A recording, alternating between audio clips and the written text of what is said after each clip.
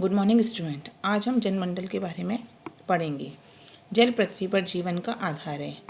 पृथ्वी के 71% भाग पर जल और 29% भाग पर स्थलमंडल पाया जाता है। जल के घिरे इस स्थल भाग को ही जलमंडल कहा जाता है। जल की अत्यधिक उपस्थिति के कारण पृथ्वी को नीला ग्रह भी कहा जाता है, किंतु पृथ्वी पर उपस्थित इस जल में 77% सोडियम क्लोराइड पाया जाता है, इसलिए यह जल पीने योग्य नहीं है, किंतु इस जल से नमक बनाया जाता है। पृथ्वी का केवल 2% जल ही शुद्ध है, जो पहाड़ों पर, नदियों में, झीलों में, ग्लेशियरों के रूप में जमा हुआ है। पृथ्वी पर 5 महासागर पाए जाते हैं। पहला प्रशांत महासागर, अटलांटिक महासागर, हिंद महासागर, आर्कटिक महासागर और दक्षिणी महासागर। महासागर का जो जल है वह कभी शांत नहीं रहता, उसमें गतियाँ होती रहती हैं। इस प्रकार महासागर में 4 प्रकार की गतियाँ होती हैं। तरंगें या लहरें, ज्वार भाटा, समुद्री धाराएं और सुनामी। लहरें समुद्र की सतह पर पवनों द्वारा जल को ऊपर और नीचे ले जाने की प्रक्रिया द्वारा निर्मित होती हैं। हम समुद्र तट पर देखते हैं कि समुद्र तट पर काफ़ी लहरें काफ़ी दूर तक आती हैं और दूर तक चली जाती हैं। ये लहरें जो उत्पन्न होती हैं वो पवनों के वेग से उत्पन्न होती हैं। ज्वार भाटा, समुद्र तट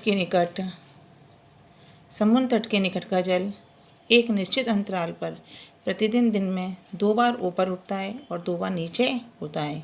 यह पृथ्वी एवं चंद्रमा की आकर्षक शक्ति एवं पृथ्वी के गुरुत्वाकर्षीय बल के कारण होता है और 2 बार नीचे गिरता है। समुद्र जल के इस बारी बारी उठने की और नीचे गिरने की प्रक्रिया को ज्वार भाटा कहते हैं। जब समुद्र का जल ऊपर उठता है तो उसे ज्वार और नीचे गिरने को भाटा कहते हैं। ज्वार भाटा भी 2 प्रकार के होते हैं, दीर्घ ज्वार और लघु ज्वार। ज्वार भाटे से समुद्र तटों को बहुत लाभ होते हैं, जैसे इससे मनुष्य को व्यापार, मछली पकड़ने तथा नौका संचालन में सहायता मिलती है, क्योंकि ज्वार के समय समुद्र का पानी बहुत ऊपर तक आ जाता है, जिससे मछलियाँ, घोंगे, सीप, मोती आदि समुद्र तट के किनारे इकट्ठे हो जाते हैं। और ज्वार के समय तट के निकट पानी की गहराई बढ़ जाती है, जिससे बड़े बड़े जहाज बंदरगाहों तक सुरक्षित और आसानी से पहुंच जाते हैं। अगर जल की गहराई नहीं होगी तो वो जहाज नीचे धंसी मिट्टी में धंस जाएंगे। तो ज्वार के समय जो जहाज है बड़े बड़े वो तट तक आ जाते हैं और भाटा के समय वह जहाज वापस समुद्र में चले जाते हैं। अब हम पढ़ेंगे महासागरीय धाराएं। महासागर की सर्वाधिक महत्वपूर्ण गतियाँ हैं, जो 2 प्रकार की होती हैं। महासागर में 2 प्रकार की धाराएं पाई जाती हैं, गर्म जलधाराएं और ठंडी जलधाराएं। जलधाराएं जो होती हैं वो महासागर में एक निश्चित दिशा में प्रवाहित होने वाली विशाल नदियां हैं। जैसे धरातल पर नदियां बहती हैं, वैसी सागरों में भी, महासागरों के अंदर भी नदियां बहती हैं, जिनका अपना एक निश्चित पथ होता है। महासागरीय जल की धाराओं की उत्पत्ति के भी अनेक कारण हैं, जैसे पृथ्वी की घूर्णन गति, तापमान में विभिन्नता और वायुदाब में विभिन्नता आदि के कारण ये महासागरीय धाराएं उत्पन्न होती हैं और एक जल में अपनी एक निश्चित दिशा में चलती हैं। इनकी दिशा कभी परिवर्तित नहीं होती। बगल में भले ही वो अगल बगल का पानी जो है वो दूसरी विपरीत दिशा में जा रहा हो। फेरल के नियम के अनुसार, जो कि एक बहुत बड़े भूगोलवेत्ता थे, उनके अनुसार उत्तरी गोलार्ध की जलधाराएं दाईं ओर और दक्षिणी गोलार्ध की जलधाराएं अपने बाईं ओर मुड़ जाती हैं। इस प्रकार ये जलधाराएं दोनों गोलार्धों में एक गोलाकार चक्र का निर्माण करती हैं।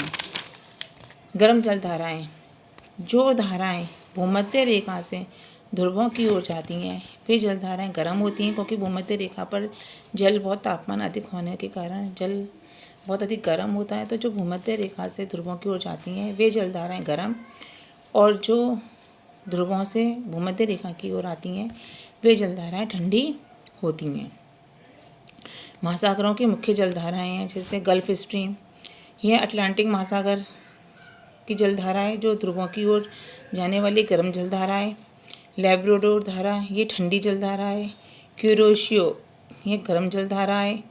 क्यूराइल ये आर्कटिक महासागर की ठंडी जलधारा है। इस तरह से महासागरों की अनेक जलधाराएं हैं। समुद्री जलधाराओं का जलवायु पर प्रभाव। जहाँ ये जलधाराएं जिस भी देश के आसपास निकलती हैं वहाँ के तापमान को बहुत ज़्यादा प्रभावित करती हैं। जैसे वर्षा और ताप पर प्रभाव। गर्म जलधाराएं, जिन क्षेत्रों से गर्म जलधाराएं निकलती हैं वो अपने सभी तटवर्ती क्षेत्रों का तापमान भी अधिक कर देती हैं, जिससे वहाँ तापमान अधिक होता है तो वहाँ बारिश अधिक होती है।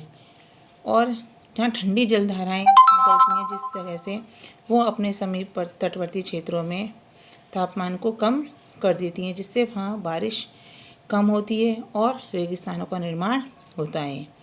ऑस्ट्रेलिया के पश्चिमी तट की तरफ ठंडी जलधारा बहती है, इसलिए ऑस्ट्रेलिया के पश्चिमी तट पर बड़े बड़े 4 रेगिस्तान पाए जाते हैं। कोहरे पर प्रभाव।